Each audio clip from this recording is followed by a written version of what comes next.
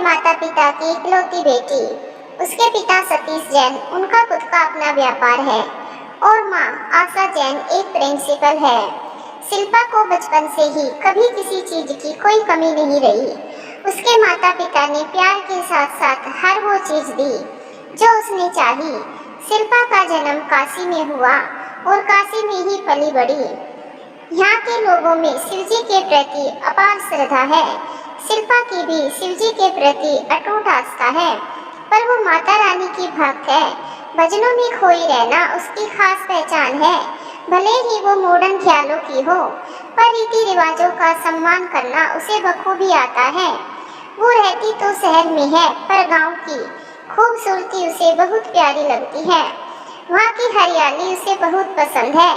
शिल्पा के mummy papa ने उसे वादा किया था कि उसका कॉलेज पूरा होने के बाद वो सब कहीं घूमने जाएंगे, वो भी शिल्पा की पसंद की जगह पर। शिल्पा को शुद्ध वातावरण, हरियाली पसंद है, तो उसने अपनी छुट्टियां उत्तराखंड की हरियाली में बिताने की सोची। उसने अपनी पैकिंग शुरू कर दी। वो बहुत ज्यादा खुश थी क्योंकि वो पहले कभी उत्तराखंड नहीं गई थी। वो सब अगली सुबह ही उत्तराखंड के लिए अपनी खुद की गाड़ी से निकल गई, पर जाने से पहले वो अपनी माता रानी और भोले बाबा के मंदिर जाना नहीं भूली। उनका आशीर्वाद लिए बिना ना तो उसका दिन शुरू होता है और ना रात खत्म। एक अजीब सा विश्वास है उसे अपने भगवान पर कि वो कभी उसके साथ कुछ बुरा नहीं होने देंगे। अगर कभी कुछ बुरा हुआ भी तो उसमें भी कुछ अच्छा ही होगा। उस दिन जब मंदिर गई तो उसे लगा मानो भगवान उससे कुछ कह रहे हो कि ये सफर उसकी जिंदगी में एक बदलाव लेकर आएगा जो उसकी जिंदगी ही बदल कर रख देगा। उसे लगा शायद ये नई जगह जाने की खुशी है, इसीलिए उसे ऐसा लग रहा है और यही सोचकर वो अपने सफर पर चल दी। उसे कार के पीछे वाली सीट पर बैठकर सफर करना पसंद है। वो जब भी कहीं घूमने जाती है तो हमेशा पीछे वाली सीट पर ही बैठती है और बाहर की खूबसूरती को निहारती है। उस दिन भी वो अपने मम्मी पापा की बातों से अनजान होकर अपनी ही धुन में खोई बाहर की खूबसूरती को निहार रही थी। इसी दौरान उसके मन में बहुत से ख्याल आ रहे थे। वह सोच रही थी उत्तराखंड में सब कैसे बोलते होंगे, गढ़वाली भाषा या कोई और भाषा। क्या मैं उनकी भाषा समझ पाऊंगी? क्या वो मेरी भाषा समझ पाएंगे? उन्हें हिंदी भी आती होगी, पर उसे ज्यादा कोई परेशानी नहीं होगी क्योंकि उसे थोड़ी बहुत गढ़वाली आती है। एक ख्याल उसके मन में आया कि क्या उस खास इंसान की तलाश इस सफर में पूरी होगी या नहीं। आंखों में सपने लिए और ख्वाबों में खोए कब आधा सफर पूरा हुआ उसे पता ही नहीं चला। वो अपनी मंजिल के बहुत ही करीब थी कि अचानक कुछ ऐसा हुआ कि सब बदल गया। अचानक से एक ट्रक ने उनकी कार की टक्कर हो गई और टक्कर इतनी जोरदार थी कि उनकी कार उछलकर बहुत दूर जाकर गिरी। उस ट्रक के ड्राइवर को भी बहुत चोट आई। शिल्पा के माँ पापा को भी बहुत चोट आई। उनके सर से खून बह रहा था और दोनों बेहोश थे, पर शिल्पा कार में नहीं थी। इतनी जोरदार टक्कर से कार का पिछला दरवाजा टूट चुका था और शिल्पा कार से बाहर जाकर गिरी थी।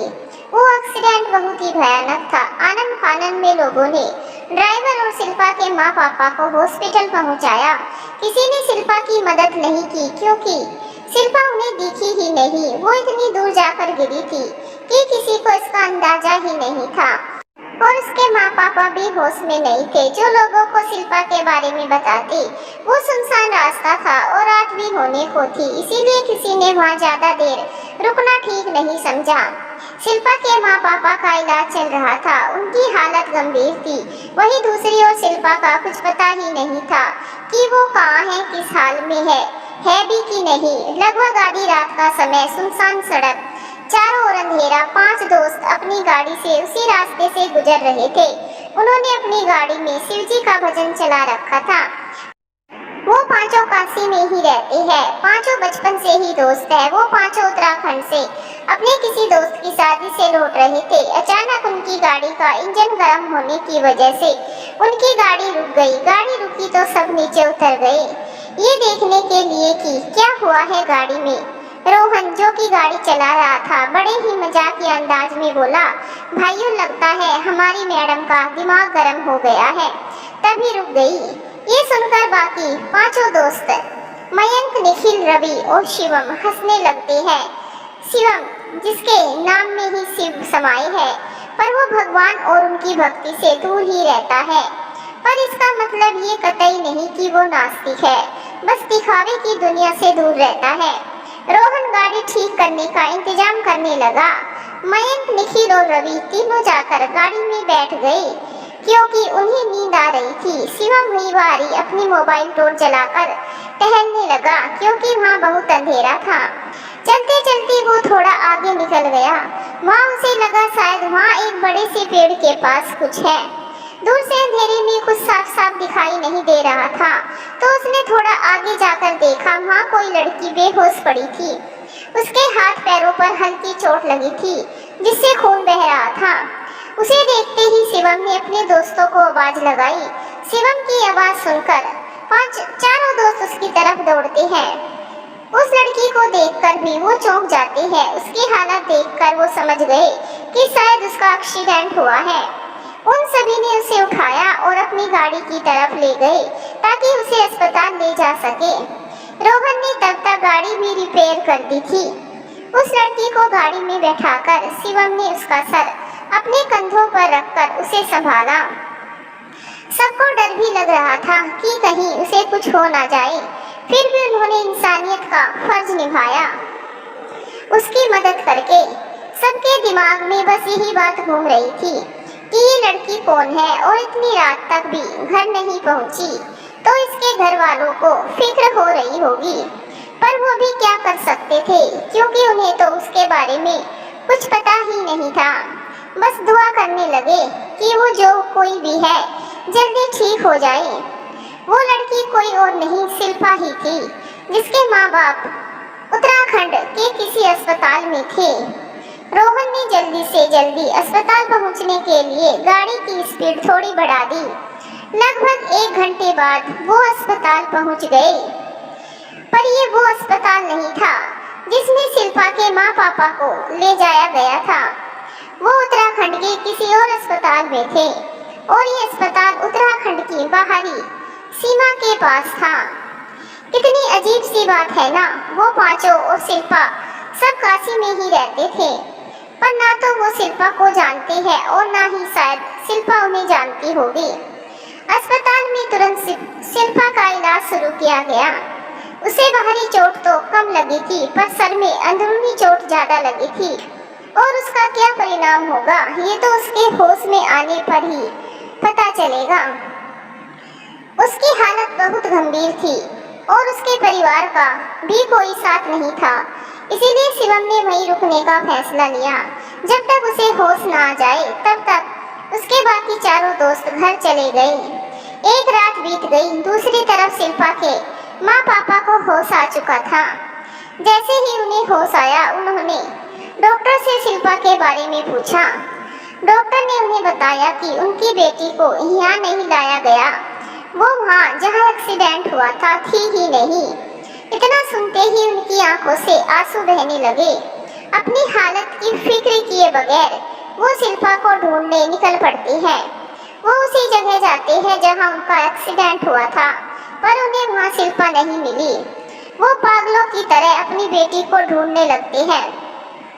इसी तरह शिल्पा की तलाश में 2 दिन बीत गए, पर उन्हें शिल्पा नहीं मिली। उन्हें लगा शायद शिल्पा घर पहुंच गई हो किसी तरह। यही सोचकर वो दोनों काशी अपने घर आ गए। एक तरफ शिल्पा के माँ पापा उसकी तलाश कर रहे थे, वहीं दूसरी ओर शिल्पा को अब तक होश नहीं आया था। शिवम अभी भी वहीं था और उसके इलाज का पूरा खर्चा वही उठा रहा था। सिर्फ इसीलिए नहीं कि वो एक अच्छा इंसान है, बल्कि इसीलिए भी क्योंकि उसके परिवार में कोई नहीं है, ना तो उसके माता पिता और ना ही भाई बहन, और ना ही कोई रिश्तेदार। जो भी है सिर्फ उसके दोस्त हैं। जिसका परिवार नहीं होता वो परिवार का दर्द अच्छे से समझता है।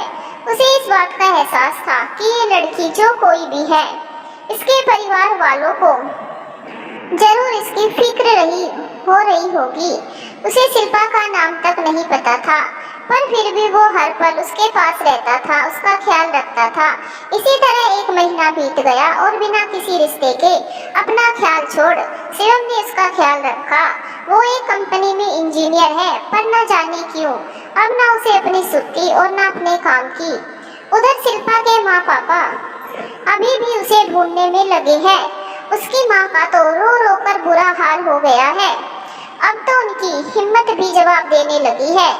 शिल्पा को विश्वास था कि भगवान उसके साथ कभी कुछ बुरा नहीं होने देंगे। शिल्पा के माँ पापा को अपनी बेटी के विश्वास पर विश्वास है, इसीलिए अब सब कुछ उन्होंने भगवान पर ही छोड़ दिया। उन्हें विश्वास है एक ना एक दिन उन्हें उनकी बेटी सही सलामत मिल ही जाएगी। उधर अस्पताल में शिवम का इंतजार भी खत्म हुआ और वो दिन भी आ गया जब शिल्पा को होश आया और उसने आंखें खोली। जैसे ही उसने आंखें खोली शिवम को देखा, क्योंकि वही उसके पास बैठा था। नर्स दौड़कर गई और डॉक्टर को बुला लाई। डॉक्टर ने शिल्पा का चेकअप शुरू किया। साथ ही उन्होंने शिल्पा से उसका नाम पूछा, पर वो अपना नाम बताने में असमर्थ थी। यहाँ तक कि उसे अपने बारे में कुछ भी याद नहीं आ रहा था।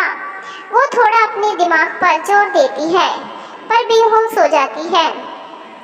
कुछ देर बाद डॉक्टर ने शिवम को अपने केबिन में बुलाकर बताया कि उस लड़की की याददाश्त जा चुकी है और कब तक के लिए ये कह नहीं सकते। अगर जबरदस्ती उसे कुछ याद दिलाने की कोशिश की तो उससे उसके दिमाग पर गलत असर पड़ेगा और वो कोमा में भी जा सकती है। इसके अलावा वो बिल्कुल ठीक है, बस लंबे समय तक बेहोशी की वजह से कमजोरी है, जो कुछ दिनों के बाद ठीक हो जाएगी।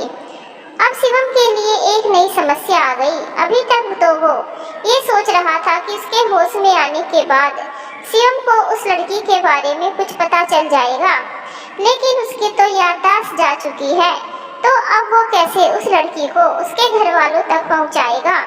वो इसी सोच में डूबा था कि डॉक्टर ने उससे कहा 1-2 दिन बाद उसे डिस्चार्ज कर दिया जाएगा, बस याददाश्त आने तक उसकी कुछ दवाइयाँ चलेगी।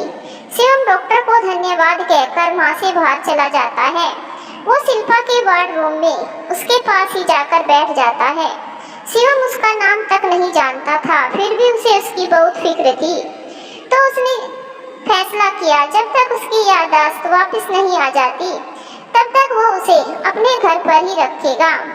तब तक शिल्पा को भी होश आ चुका था, पर उसे कुछ भी याद नहीं आ रहा था। शिवम उसके पास गया और उससे कहा कि वो दोनों दोस्त है और उन दोनों का इस दुनिया में एक दूसरे के अलावा कोई नहीं है, शिवम के कुछ दोस्तों के अलावा। शिवम ने शिल्पा को अपना नाम भी बताया और शिल्पा का नाम उसने गौरी बताया। शिवम ने उससे कहा 1 महीने पहले हमारा एक्सीडेंट हो गया था, तब से ही तुम यहाँ हो और शायद सर पर चोट लगने की वजह से तुम सब कुछ भूल गई हो, पर कोई बात नहीं, जल्दी ही तुम्हें सब याद आ जाएगा। शिल्पा ने कुछ नहीं कहा, वो बस शिवम को देख रही थी।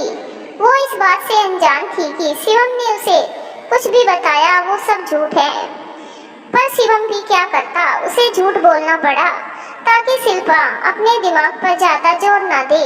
और 2 दिन बाद गौरी को डिस्चार्ज कर दिया गया। शिवम उसे अपने साथ अपने घर ले गया। उसके दोस्तों ने कहा कि वो गौरी को सच बता दे, पर शिवम ने उनकी बात नहीं मानी। फिर उन्होंने ज्यादा जोर नहीं दिया। गौरी ने शिवम से पूछा क्या हम दोनों एक साथ एक घर में ही रहते हैं? तो शिवम ने कहा पहले हम दोनों अलग अलग रहते थे, पर अब कुछ टाइम से साथ ही रहते हैं। गौरी को शिवम के साथ जरा भी परायापन नहीं लगा, इसीलिए उसने शिवम की कही हर बात पर बिना कोई सवाल किए विश्वास कर लिया। शिवम भी उसका अच्छे से ख्याल रखता था, साथ ही उसके बारे में पता लगाने की कोशिश भी कर रहा था। वो अब तक इस बात से अनजान था कि गौरी भी काशी से ही है और गौरी को भी कुछ याद नहीं था। कुछ ही दिनों में गौरी की तबीयत पहले से काफी बेहतर हो गई, तो शिवम ने अपने काम पर जाना शुरू कर दिया और गौरी घर पर ही रहती थी।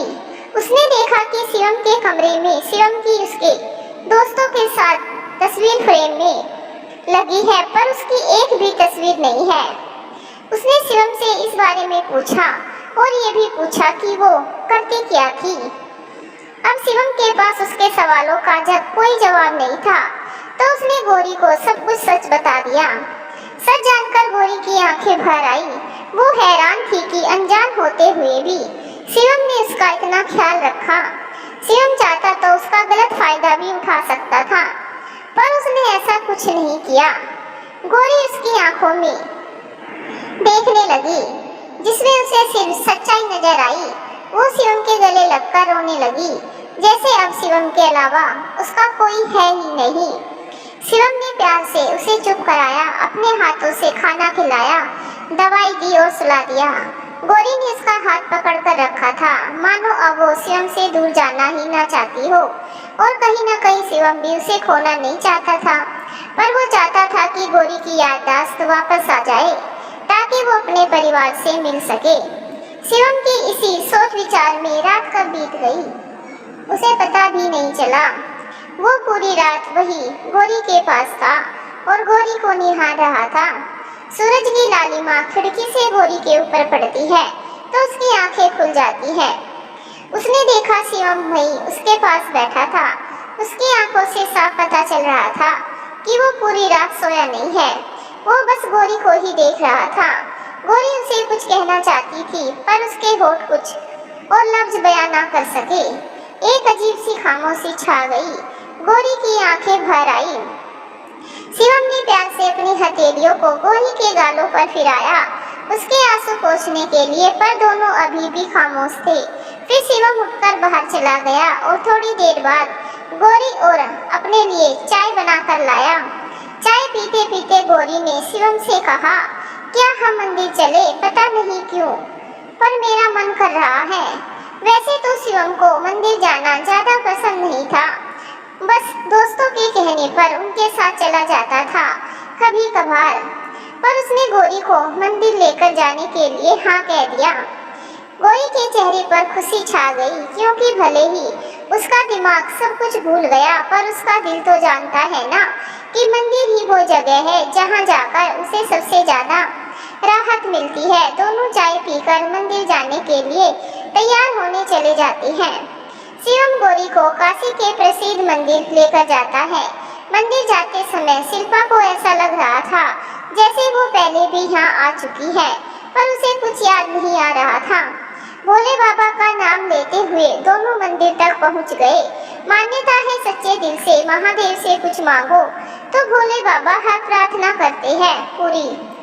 दूर दूर से भक्त आते हैं यहाँ पर। शिवम ने भी गौरी की याददाश्त वापस आने और उसके परिवार के मिल जाने की प्रार्थना की। दोनों ने दर्शन किए और भोले बाबा का आशीर्वाद लिया।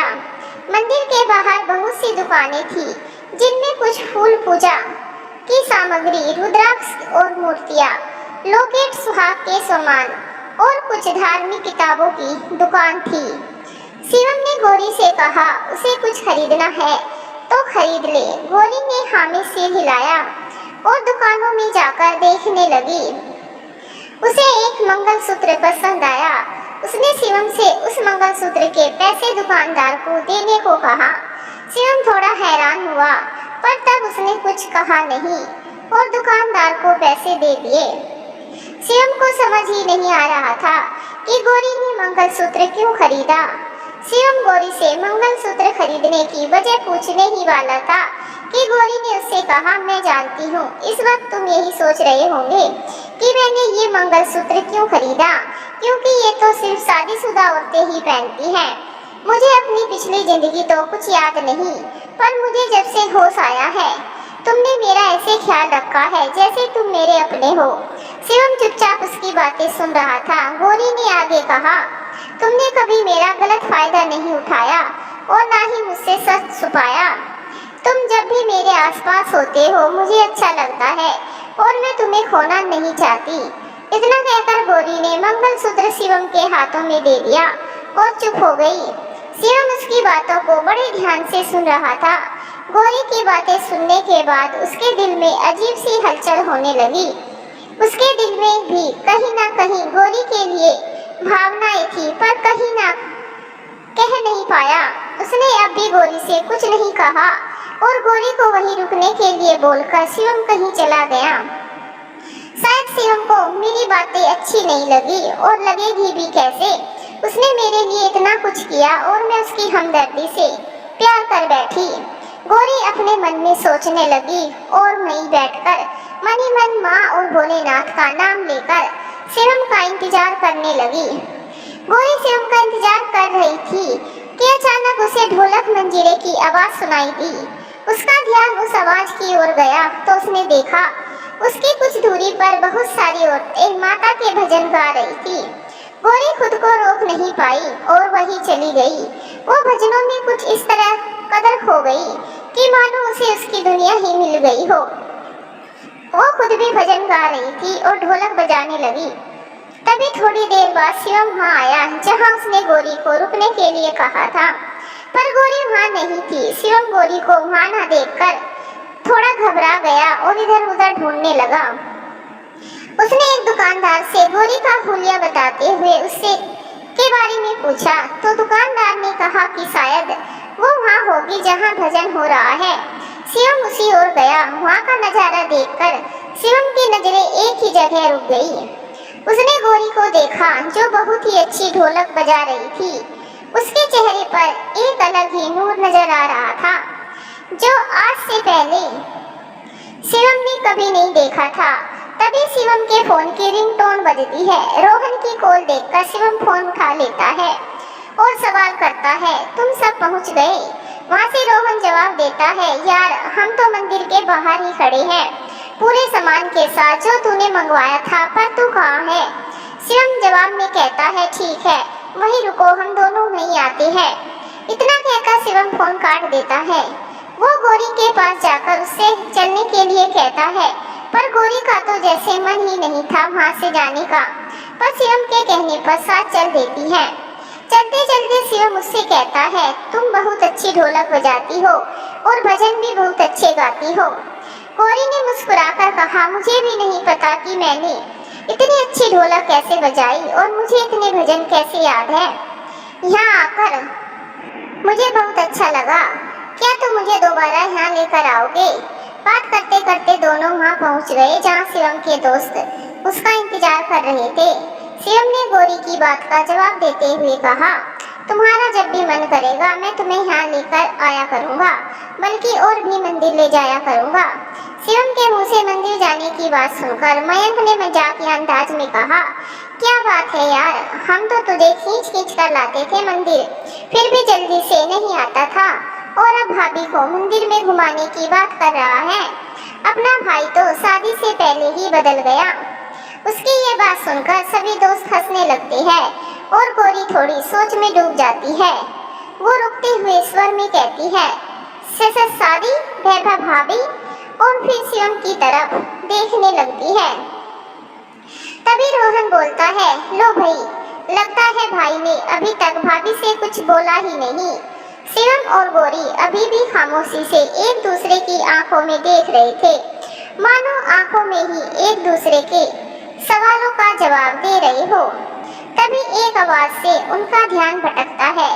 गोरी पलकें झुका लेती है।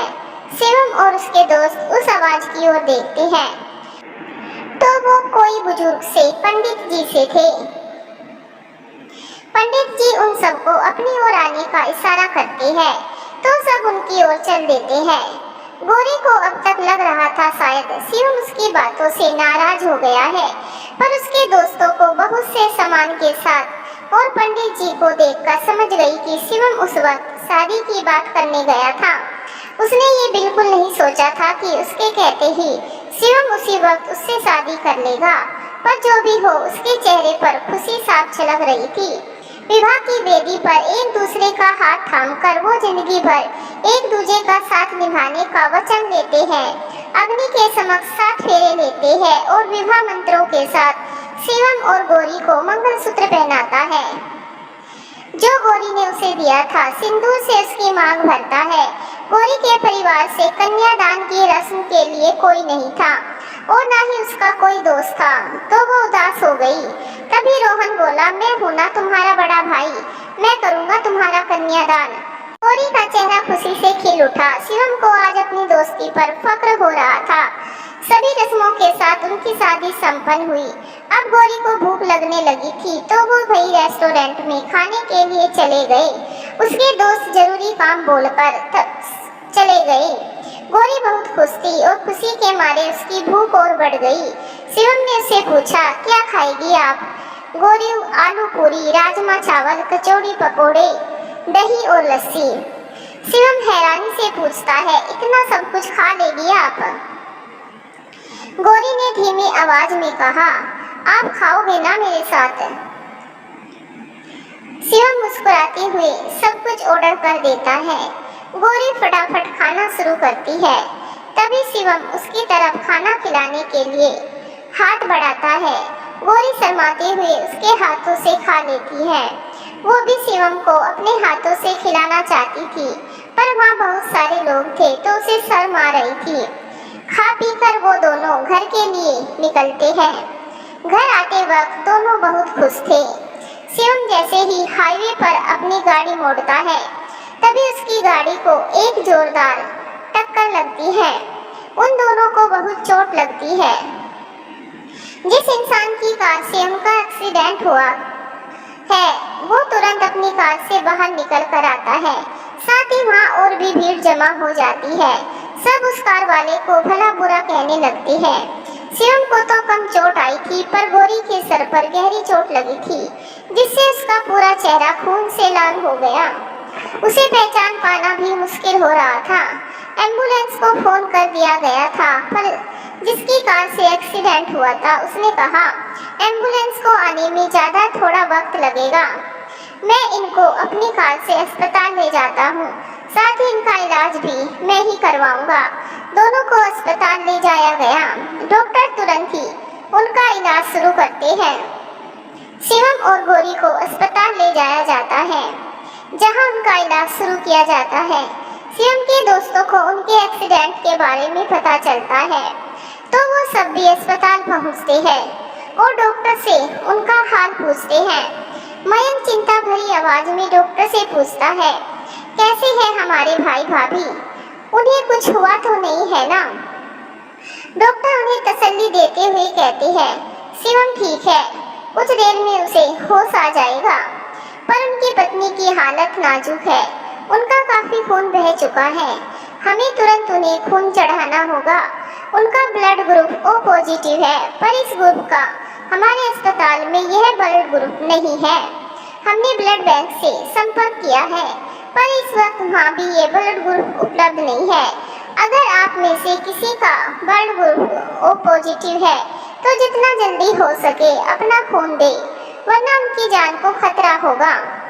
रवि कहता है, हम में से तो किसी का भी ब्लड ग्रुप ओ पॉजिटिव नहीं है और ना ही हमारे किसी दोस्त का, लेकिन हम कोशिश करते हैं कि कहीं से इंतजाम हो जाए। तभी पीछे से किसी की आवाज आती है, मेरी पत्नी का ब्लड ग्रुप ओ पॉजिटिव है। ये आवाज उसी इंसान की थी जिससे एक्सीडेंट हुआ था। फिर आप तुरंत ही अपनी पत्नी को यहाँ ले आओ, डॉक्टर उन्हें कहते हैं। वो अपनी पत्नी को फोन करके अस्पताल बुलाते हैं। डॉक्टर उनसे उनका नाम पूछते हैं। सतीश जैन, मेरा नाम सतीश जैन है और मेरी पत्नी का नाम आशा जैन है। डॉक्टर आप पेपर फॉर्मेलिटी पूरी कीजिए, हम खून चढ़ाना शुरू करते हैं। मिसेज आशा को उस रूम में ले जाया जाता है जहां गौरी को खून चढ़ाया जाना था। गौरी को देखकर मिसेज आशा की आंखें भर आई। वो उसे शिल्पा शिल्पा कहकर पुकारने लगी, पर वो बेहोश थी तो इससे अनजान थी। डॉक्टर वहाँ ये नज़ारा देखकर अचंभित हो जाते हैं। ये मेरी बेटी है शिल्पा, क्या हुआ इसको? वो शिल्पा के पास जाकर रोते हुए कहती है, डॉक्टर देखिए, अभी हमारे पास इन सब के लिए टाइम नहीं है, हम पहले उन्हें खून चढ़ाने की प्रक्रिया पूरी करते हैं और इनकी जान को खतरा हो सकता है। अपनी बेटी के सर पर प्यार से हाथ फेरते हुए वो बेड पर जाकर लेट जाती है।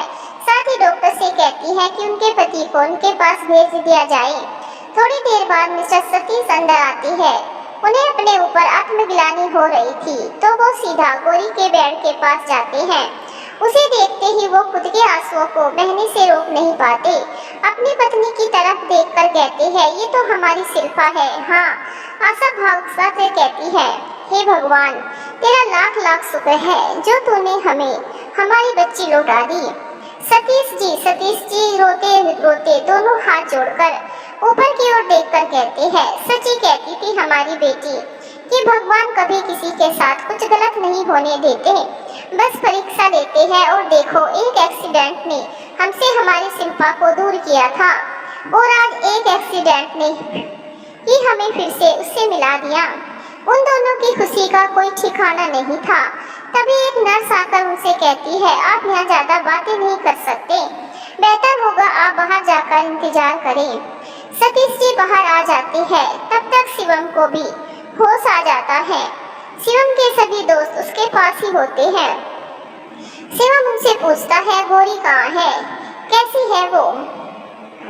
भाभी बिल्कुल ठीक है, दूसरे वार्ड में है, तू आराम कर, मयंक कहता है। तभी सतीश जी भी उनके पास आकर नम आंखों से कहती है, बेटा मुझे माफ करना, मेरी वजह से तुम्हें इतनी चोटें लग गई। नहीं अंकल जी, ऐसे मत बोलिए, वो तो बस एक दुर्घटना थी, आपको तो कहीं कोई चोट नहीं आई ना? शिवम ने चिंता व्यक्त करते हुए कहा। सतीश जी, नहीं बेटा, क्या मैं तुमसे कुछ पूछ सकता हूँ? शिवम, हाँ बेशक। सतीश जी, बेटा वो लड़की जो तुम्हारे साथ है वो मेरी पत्नी है, शिवम ने बात के बीच में ही कहा। सतीश जी थोड़ा चौंक कर, पत्नी, तुम दोनों की शादी कब हुई और तुम उससे मिले कहाँ? पर आप ये सब क्यों पूछ रहे हो? आज ही इन दोनों की शादी हुई और आपकी कृपा से दोनों अस्पताल में हैं, रोहन गुस्से में कहता है। शिवम रोहन को शांत कराते हुए कहता है, कोई बात नहीं भाई, बुजुर्ग है और यही तो हमें सही वक्त पर अस्पताल लेकर आए थे। सतीश जी आंखों में आंसू लिए कहते हैं, वो मेरी बेटी है जो कुछ महीनों पहले हमसे एक एक्सीडेंट की वजह से दूर हो गई थी और आज मिली भी तो ऐसे। इतना कहकर वो रोने लगती है। ये सुनकर शिवम और उसके दोस्त हैरान हो जाते हैं, साथ ही खुश भी। शिवम सतीश जी को संभालते हुए कहता है, अब तो आपको खुश होना चाहिए, आपकी बेटी आपको मिल गई है।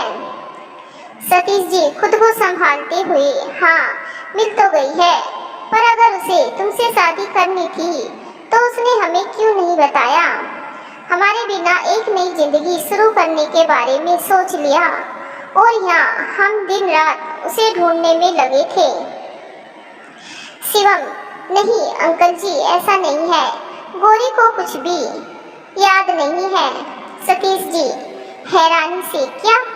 शिवम, हाँ मैं आपको सब बताऊंगा, पहले आप मुझे ये बताइए आपका एक्सीडेंट कैसे हुआ था? शिवम सतीश जी से पूछता है कि उनका एक्सीडेंट कैसे होता है, तो सतीश जी उसे बताते हैं कि कैसे उत्तराखंड जाते वक्त सुनसान सड़क पर एक ट्रक से टक्कर होने की वजह से उनकी गाड़ी का एक्सीडेंट हो जाता है। अगली सुबह जब उनकी आंख खुलती है तो वो खुद को अस्पताल में पाते हैं। वहीं उन्हें पता चलता है कि एम्बुलेंस सिर्फ उन्हें और उनकी पत्नी को अस्पताल लाती है, शिल्पा को नहीं, क्योंकि वहाँ किसी को मिली ही नहीं थी। शिवम बीच में ही बोलता है, गौरी का असली नाम शिल्पा है। सतीश जी, हाँ, तो क्या उसे अपना नाम भी याद नहीं है? शिवम, नहीं। सतीश जी रोते हुए, फिर तो हमारी बच्ची को हम भी याद नहीं होंगे। शिवम, ऐसा नहीं है अंकल जी, अगर आप उसे याद दिलाओगे तो शायद उसे याद आ जाए। सतीश जी, पर वो तुम्हें कहाँ मिली? शिवम, वही जहाँ आपका एक्सीडेंट हुआ था।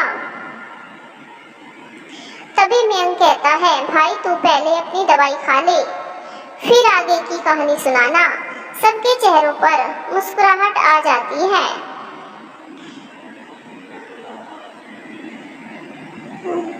शिवम दवा लेता है और बताना शुरू करता है। हम सभी दोस्त भी उसी दिन उत्तराखंड किसी दोस्त की शादी में जा रहे थे। तभी अचानक हमारी गाड़ी खराब हो गई, तो हम सब अपनी गाड़ी से उतर गए। वही थोड़ी दूर पर हमें गोरी मिली, यानी आपकी बेटी। उस वक्त वो बेहोश थी। फिर हम सब उसे अस्पताल लेकर जाते हैं और वहाँ उसका इलाज शुरू होता है। उसे 1 महीने बाद होश आया, तो उसे अपना नाम तक याद नहीं था और ना अपना परिवार। उस वक्त मैं हर पल उसके साथ था। मेरे दोस्त के अलावा कोई नहीं है और गोरी को अपनी पिछली जिंदगी के बारे में कुछ याद नहीं था। वो मुझ पर बहुत विश्वास करती है और प्यार भी, और मैं भी उससे बहुत प्यार करता हूँ। इसीलिए हम दोनों ने शादी करके जिंदगी की नई शुरुआत करनी चाहिए। मैंने आज ही भोलेनाथ से प्रार्थना की थी कि गोरी को उसका परिवार मिल जाए और महादेव ने आज ही मेरी प्रार्थना स्वीकार कर ली। गोरी भी बहुत खुश होगी। बस उसे मुझसे दूर मत करना, शिवम भावुकता से कहता है। सतीश जी, बेटा तुम तो हमारे लिए भगवान के भेजे हुए फरिश्ते की तरह हो, जिसने न सिर्फ हमारी बेटी की जान बचाई बल्कि उसका किसी अपने की तरह ख्याल भी रखा। और शिल्पा ने तुम्हें चुना है अपने जीवन साथी के रूप में, तो हमें कैसी आपत्ति। माहौल थोड़ा खुशनुमा हो जाता है। शिल्पा को खून चढ़ा दिया गया, पर उसे अभी तक होश नहीं आया। शिवम के सभी दोस्त रात को शिवम के पास ही रुकते हैं और सतीश जी और आशा जी अपनी बेटी शिल्पा के पास। अगली सुबह गोरी को होश आता है। अपने माता पिता को अपने पास देखकर उसकी आंखें छलक जाती हैं, साथ ही उसके माँ पापा की आंखों में भी आंसू आ जाते हैं। उसके होश में आते ही नर्स डॉक्टर को बुलाकर लाती है। शिल्पा अपने माँ पापा से कुछ कहती, उससे पहले ही डॉक्टर आकर कहते हैं, पहले हम इनकी जांच कर लें, फिर आप इनसे बात कर लेना। डॉक्टर को शिल्पा की याददाश्त के बारे में शिवम से पता चलता है और उसकी रिपोर्ट भी देखी थी। इस बार भी उसके सर पर चोट आई थी, तो इस चोट का उसकी याददाश्त पर कोई असर हुआ या नहीं, यही जानने के लिए डॉक्टर शिल्पा से कुछ सवाल करते हैं। डॉक्टर मुस्कुराते हुए, तो अब कैसी है आप? शिल्पा थोड़ी धीमी आवाज में जवाब देती है, थोड़ा सर में दर्द है। डॉक्टर उसकी नब्ज चेक करते हुए कहते हैं, कोई बात नहीं, जल्दी ही ठीक हो जाएगा। डॉक्टर, आपका नाम क्या है और आपका एक्सीडेंट कैसे हुआ? शिल्पा, मेरा नाम शिल्पा जैन है और मैं अपने माँ पापा के साथ उत्तराखंड जा रही थी। तभी रास्ते में हमारा एक्सीडेंट हो गया। पर आप मुझसे ऐसे सवाल क्यों कर रहे थे? गोरी ने डॉक्टर से सवाल किया। डॉक्टर समझ चुके थे कि गोरी की याददाश्त वापस आ चुकी है, पर वो याददाश्त जाने के बाद की सारी बातें भूल चुकी है। डॉक्टर मुस्कुराते हुए गोरी को जवाब देते हैं, वो बस ऐसे ही, अब आप आराम कीजिए, कल आकर आपका हाल चाल जाना जाएगा। डॉक्टर शिल्पा के माँ पापा को अपने साथ केबिन में चलने को कहते हैं। केबिन में पहुंचने पर डॉक्टर उनसे कहते हैं, आपकी बेटी की याददाश्त वापस आ गई है। इतना सुनकर उन दोनों के चेहरों पर खुशी की लहर दौड़ जाती है। डॉक्टर, लेकिन सतीश जी, लेकिन क्या डॉक्टर? डॉक्टर गंभीरता से कहते हैं, उसे सिर्फ अपने एक्सीडेंट से पहले की जिंदगी याद है, उसके बाद की नहीं। वो शिवम और अपनी शादी को भूल चुकी है। उसे लगता है उसका एक्सीडेंट कल नहीं तब हुआ था, जब वो आपके साथ उत्तराखंड जा रही थी, और उस एक्सीडेंट के बाद ही अस्पताल आई है, ना कि कल शिवम के साथ हुए एक्सीडेंट के बाद। पर डॉक्टर, ऐसा कैसे हो सकता है? सतीश जी चिंतित होकर कहते हैं। डॉक्टर उन्हें समझाते हुए कहते हैं, ऐसी हालत में हो जाता है कभी कभी कि इंसान अपनी जिंदगी के कुछ पलों को भूल जाता है, पर सही इलाज से वो जल्दी ठीक भी हो जाते हैं। पर इस बात का खास ख्याल रखना होता है कि उन्हें जबरदस्ती कुछ भी याद ना दिलाया जाए, इससे उनके दिमाग पर गलत असर पड़ेगा और उनका मानसिक संतुलन बिगड़ जाएगा। शिल्पा के माँ पापा को कुछ समझ नहीं आ रहा था कि वो क्या करे और क्या ना करे। शिवम के बारे में सोचकर उन्हें बहुत दुख होता है। वो दुखी मन से शिवम के पास जाकर उसे शिल्पा की हालत के बारे में बताते हैं। शिल्पा की हालत जानकर शिवम को झटका लगता है, पर वो खुश भी होता है कि उसकी गोरी को उसके माँ पापा मिल गए।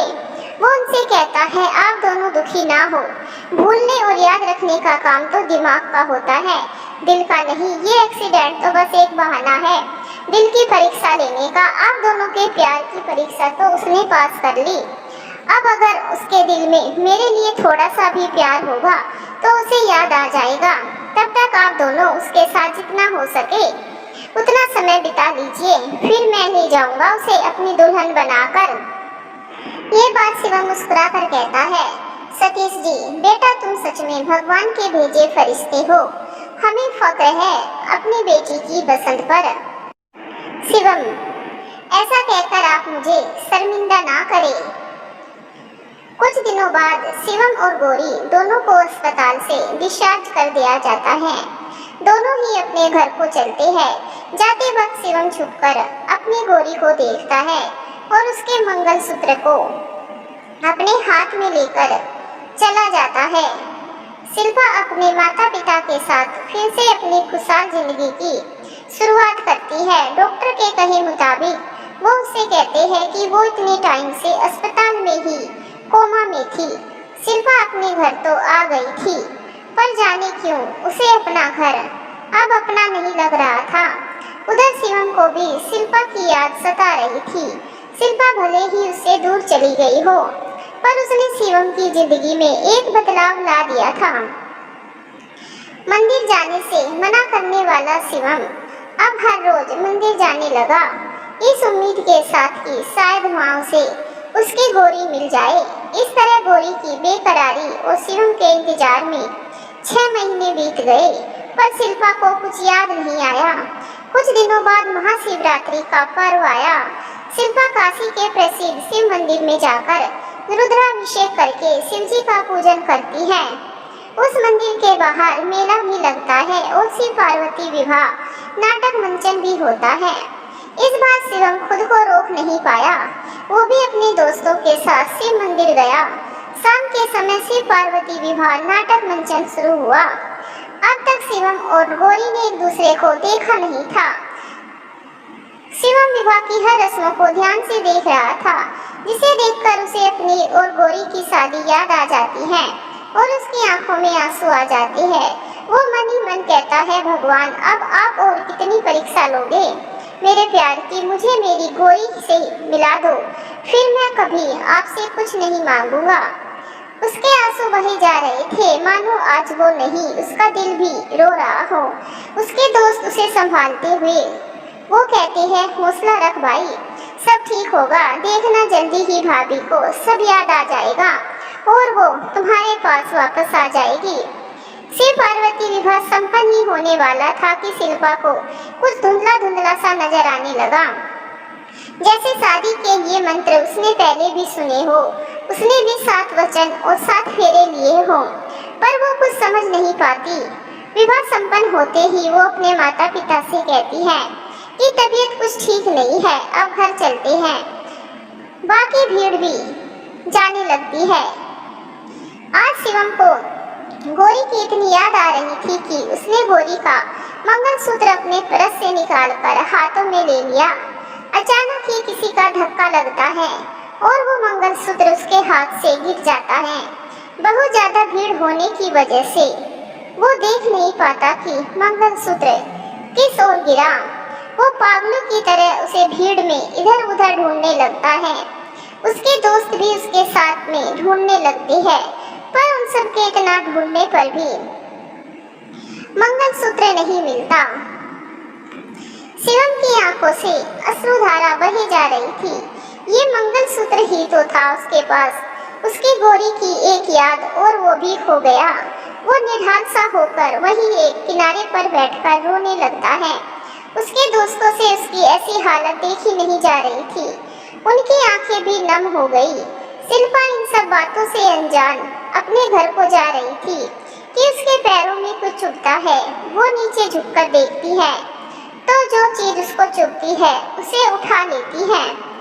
वो कुछ और नहीं, वही मंगलसूत्र था जो उसने खरीदा था भगवान शिव के मंदिर से अपनी और शिवम की शादी के लिए, और इस वक्त शिवम उसे ही ढूंढ रहा था। उस मंगलसूत्र को देखते ही शिल्पा की सारी धुंधली यादें उसे साफ साफ नजर आने लगती है। उसका एक्सीडेंट, शिवम का उससे अस्पताल में मिलना, उसके साथ रहना, उसका प्यार, मंदिर में शादी और फिर से एक्सीडेंट, सब कुछ उसके मुंह से एक ही शब्द निकलता है, शिवम, और बेहोश हो जाती है। उसके माँ पापा उसे संभालते हैं। शिवम के कानों तक उसकी आवाज पहुंच जाती है। वो गोरी कहकर इधर उधर देखने लगता है। आखिर उसे गौरी दिख ही जाती है। वो अपनी मम्मी की गोद में बेहोश पड़ी थी। शिवम घबराहट से, क्या हुआ इसे? सतीश जी, पता नहीं बेटा, कह रही थी तबीयत कुछ ठीक नहीं लग रही है। और ये मंगलसूत्र देखकर पता नहीं इसे क्या हुआ कि तुम्हारा नाम लेकर बेहोश हो गई। सतीश जी शिवम को मंगलसूत्र दिखाते हुए कहते हैं। कुछ देर बाद शिल्पा को होश आ जाता है। शिवम को पास देखते ही वो उसके गले लगकर रोने लगती है। शिवम भी खुद को रोक नहीं पाता। दोनों की आंखों से जुदाई का दर्द और मिलन की खुशी आंसुओं के रूप में बहने लगती है। शिल्पा रोते रोते ही शिवम से कहती है, तुम क्यों नहीं आए अपनी गौरी को लेने? क्यों अब तक खुद को तकलीफ देते रहे? उससे दूर रहकर। और माँ पापा, आपने भी मुझे कुछ नहीं बताया। शिवम फिर से शिल्पा को गले लगाकर कहता है, उन्हें मैंने ही मना किया था, वरना तुम्हारी हालत बिगड़ जाती। और वो प्यार ही किया जिसमें जुदाई ना हो।